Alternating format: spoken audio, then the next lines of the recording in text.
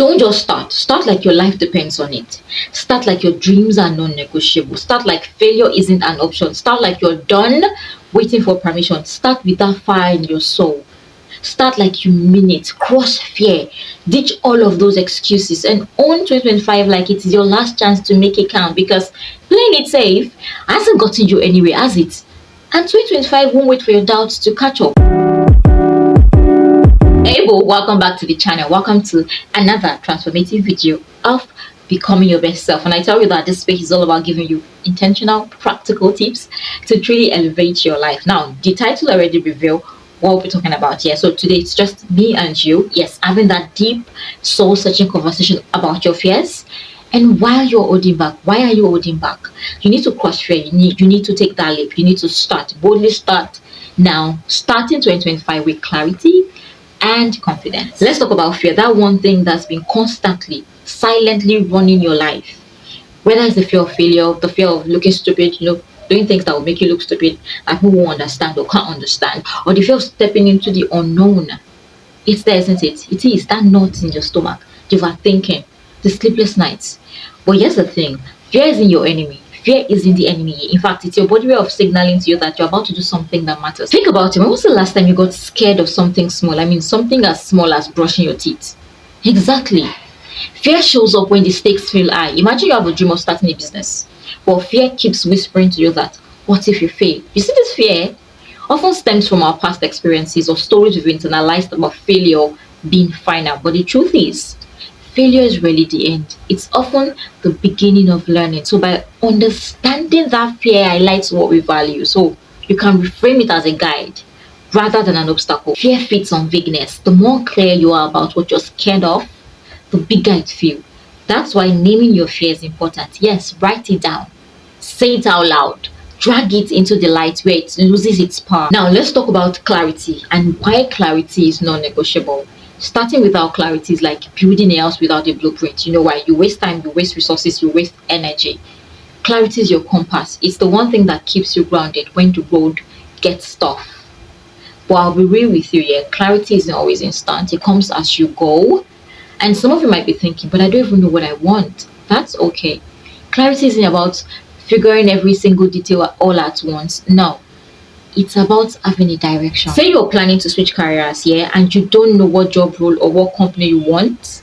I get that. It can be too much sometimes, but no pressure. I've been in that shoe before. So what you need to do is identify what excites you, what you can offer, what you can do. Is it planning? Is it organization? Is it problem solving? Is it helping others? Is it creativity? That's your starting point. Start from there. Now, from there, clarity grows as you explore options that align with that passion.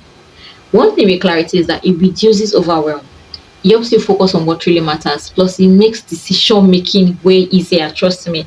But without clarity, you waste time chasing the wrong things and you feel stuck and directionless. Condition yourself for success. Now, this is where the psychology bit comes in.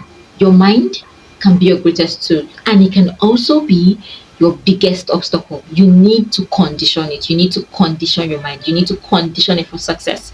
Let me break it down. Reprogram your inner dialogue in the sense that start paying attention to how you talk to yourself, what you say to yourself. If your mind is constantly keeps telling you that you will fail, trust me, you believe it. So you need to start telling yourself, I've got this, even when you don't feel it yet. It's called cognitive reconditioning, and it works. Some of us don't realize that our thoughts are sabotaging us. I mean, you've probably told yourself, I'm not good enough, I don't deserve it, what if I fail? These thoughts aren't harmless. They're just literally shaping your reality. Now, the next thing you need to do is to visualize it. Picture yourself already doing that thing you're scared of. How do you look? How do you feel? How does success look like in your mind's eye? And trust me, your mind has got its eyes of its own. Visualization isn't just daydreaming. It's a tool that rewires your brain to believe that what you want is achievable. Set micro goals. Big goals can be overwhelming. Big goals can feel like a lot. So you want to start small. You want to launch a business. Start with research. Research competition, competitors, things that you need to know to help you start strong, to help you start clear, bold, and confident. So you want to research. You want to switch careers. Polish your CV. Invest in skills that are marketable, that are valuable. Little wins build momentum, and each small step you take today helps you to reinforce that belief that you are capable of bigger steps. Think of someone who wants to write a book but can't get past the first page because they keep hearing you're not a good writer, you're not good enough. That negative loop becomes a barrier. Now, what if they told themselves that I may not be perfect, but every word I write, I become better? That simple mindset shift can unlock progress. Your brain believes what you tell it repeatedly. If you keep telling yourself that I'm not ready, I'm not good enough, your brain finds reasons to confirm it for you. Yes, it does.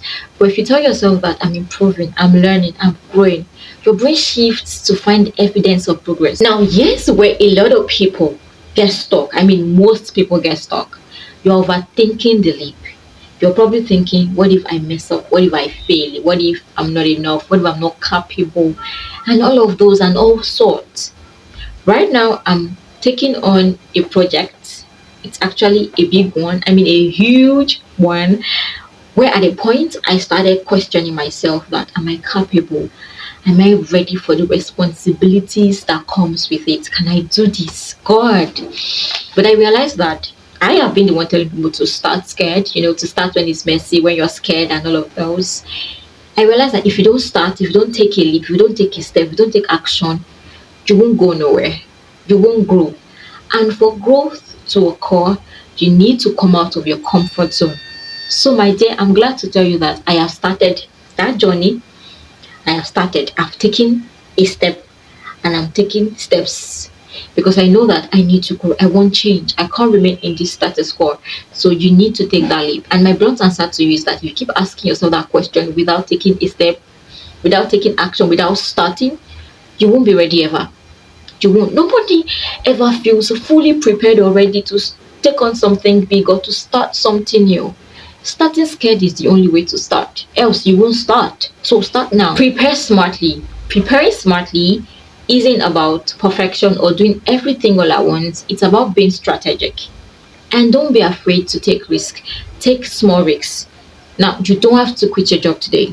You don't have to quit your job tomorrow to chase your dreams. Take baby steps. Test the waters.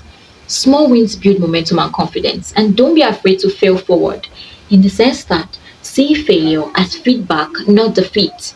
Let me tell you something no one likes to admit. Failure is part of the process. It took a while before I was able to admit that and understand that. Failure is part of the process. It's part of the journey. So you might as well just embrace it. Every setback is a lesson that brings you closer to success. The dreaded what people will say syndrome. Dealing with what people will say. You see this one here holds so many people back, especially in our culture where everyone has an opinion. But the truth is, people will always have something to say. People will always talk. Whether you're winning or you're losing, whether you succeed or you fail, people will always talk. Now, the question is, will you allow their chatter, their opinions, their talk keep you from living your dreams? Ask yourself, will their opinions pay your bills? Will their opinions or their chatter give you a fulfilling life? No. So why let their opinions get to you? Why let their chatter sway your decisions? Focus on what truly matters, which is your happiness, your growth, your vision, and your life. And here's something to remember. Most of the time here, people are so, they're so much involved worrying about their own life to dwell on yours. Their opinions are fleeting, but your regrets can last a lifetime if you allow their opinions or their talk sway you from your decisions or living your life. Focus on your growth and your happiness. And most of the time, their opinions have nothing to do with you, honestly. It's about their own insecurities. People's opinions are often projections of their fears, so don't internalize them. Rather, focus on what truly matters, your growth and your happiness. Finally, let me say this. You are human. You will make mistakes. You will doubt yourself, and that's okay. The goal isn't perfection. The goal is progress. So, give yourself grace. 2025 is here, waiting, ready for you to make your move. Fear will be there, quite alright, but so will your courage. Clarity will guide you, and confidence will grow as you take action. If you ever feel overwhelmed, pause, reflect, and remind yourself why you started. But whatever you do, don't stop. Trust me, the leap may be scary, but the view from the other side, absolutely worth it. And that's all there is to this episode. That's all there is to it, my amazing viewers. If you enjoyed this video, don't forget to like, share to someone that might need it, and subscribe if you haven't joined the community yet. So take good care of yourself, and I'll see you in my next one. All right.